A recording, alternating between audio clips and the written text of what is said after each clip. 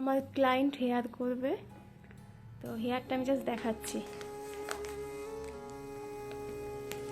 কি হেয়ারস্টাইল করবো আমি এটাতে। আমার তো বুঝতে পারছি না আমি কি হেয়ারস্টাইল এই চুলে আমি করবো। তোমরা দেখেই নিলে যে আমার এই ক্লায়েন্টের হেয়ারটা কতটা। তো এই ক্লায়েন্টের ভিডিও তো তোমরা আগে দেখেইছো, অনেক ভালোবাসা দিয়েছো, আর সেই টিউটোরিয়াল ভিডিওটাই আজকে তোমাদের সাথে শেয়ার করছি যে কিভাবে আমি এই সাবেকিয়ানা খোপাটা ক্রিয়েট করেছি।